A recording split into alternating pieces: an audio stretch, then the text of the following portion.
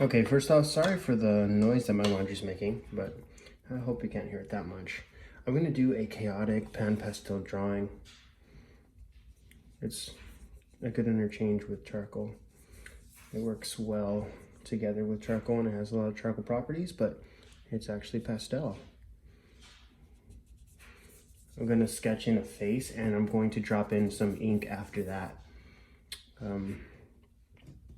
it could be kind of a multimedia type piece.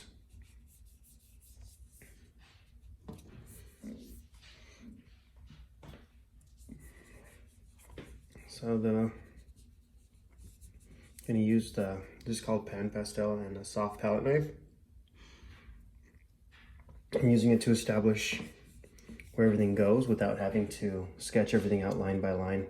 I could kind of push a whole area of tone in without taking the time of properly cross-hatching it in, which can be a little bit time consuming. It just kind of gets me ahead in my thought process, and it's more useful for me personally because I like to get the information down quickly, and if I don't get the information down quickly, I tend to lack a little bit of that expressive look and a little bit of that overall paint drawing feeling. So we'll have like some shadow there, and it looks like the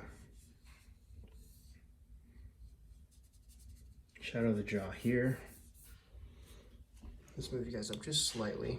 This is an 18 by 24 Strathmore drawing paper. I think it's the 400 series or something like that. Like an 80-pound paper. It's good paper. Solid, cost efficient, semi-textured, not too textured. Smooth enough to give you a nice area for details. But yeah, I'm just dropping in these large shadow shapes, trying to get these proportions close to what they should actually be. And then I'm going to come back in with a kneaded eraser after that and bring out some of those highlights that I missed, or establish or remove some of those shadows that are a little bit misplaced. Here's a kneaded eraser. There's a highlight there. It looks like I might have gone too low on this eye here, so I'm gonna pull that out a little bit. Proportions are key, guys. Make sure you measure everything against each other. If you have to, you might need to do it with a ruler, with a string, with another pencil. Eventually, if you practice a lot, you can get it just with your eyes. But it's not very easy, but it's worth really checking your proportions a lot. You get a lot more successful drawings that way. I think that's the biggest downfall I see with some younger beginner artists or some more hobbyists. They tend to not really check the proportions all that much, and they're satisfied with some not accurate proportions. But I want you to be satisfied with a lot higher of a, I'd say a lot higher of a quality of proportions. Take it to the next level that way.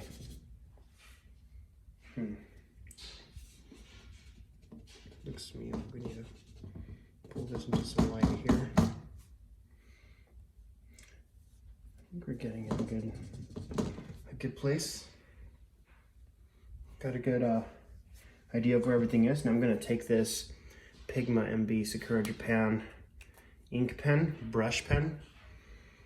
I'm just going to start establishing a little bit of a noise here, and direction and gesture. I'm not trying to ignore the drawing too much, otherwise I'll lose the essence of it, but I'm trying to kind of guide the feeling of that drawing and emphasize on it. But I don't want to destroy it, but I want to emphasize it and add to it.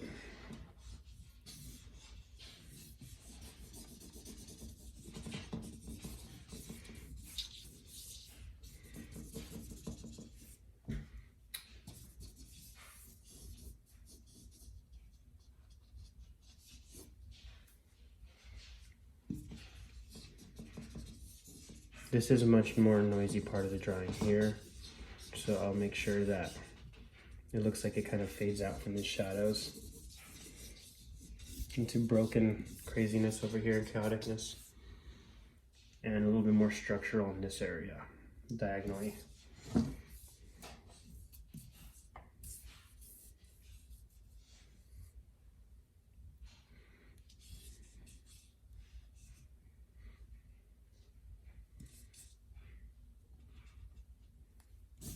So I've recently tried and practiced this technique. I haven't really done it much more before this, of a crazier, more ink blended with charcoal or ink blended with pastel style. Let me I'm gonna add a little bit more to this face, make it a little bit more realistic in here. I think it'll contrast nicer. I'm gonna give it a gray tone all the way through. It's a little better that way. A little bit more detail, a little bit more time into the face. It'll give it a nice contrast to the ink. That'll be a little bit more, not flawless, but a little bit more gentle in terms of the way it blends into the ink. The contrast with the ink. It was a little too rough in the drawing, in my opinion, so I'm gonna clean it up a little bit. Just give it a little more time that way. I think it's even taken form already.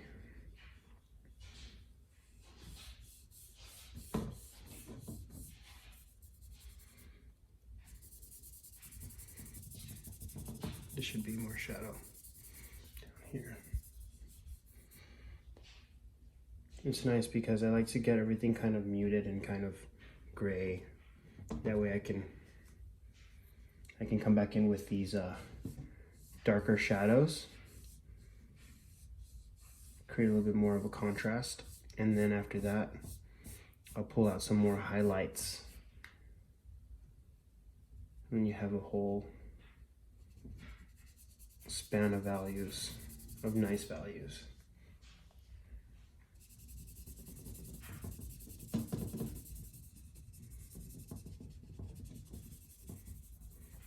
Remember that you want the values to be most varied where the focal point of the drawing is. You want the darks and the lights next to each other in the focal area.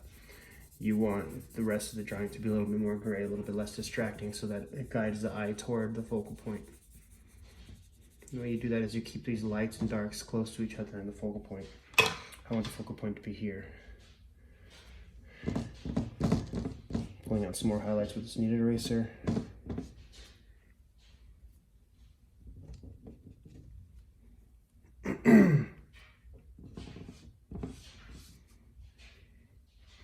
You can also do this with any other type of material. You can use normal charcoal or a pencil, and then ink as well, or another type of pen.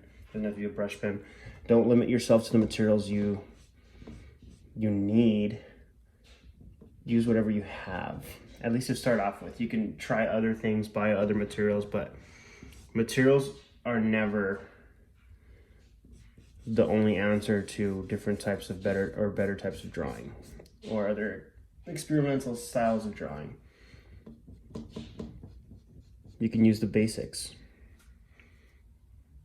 I think I could find everything I need in Walmart. I choose not to, or something like that, right? I choose not to because I like to get a little more experimental and tend to be a little bit more strict with what I use, just because of preference. But honestly, I could probably work with anything I'm given.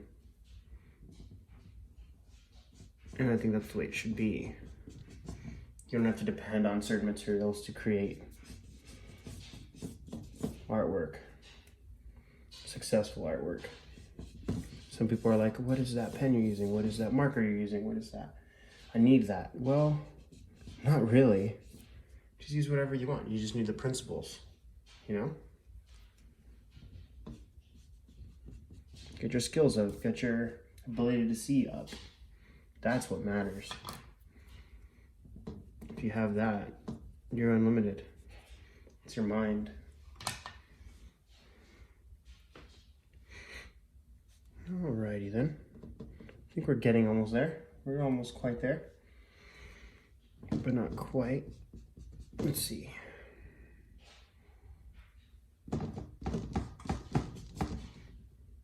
Yeah, that's pretty cool.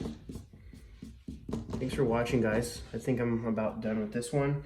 A little bit more experimental than usual, even though my work tends to be chaotic.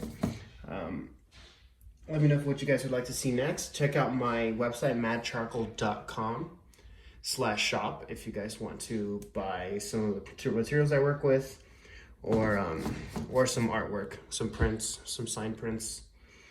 And I ship all over the world. Thanks for your support, guys. You guys are all the best. And can't wait to see what you guys create. See you guys.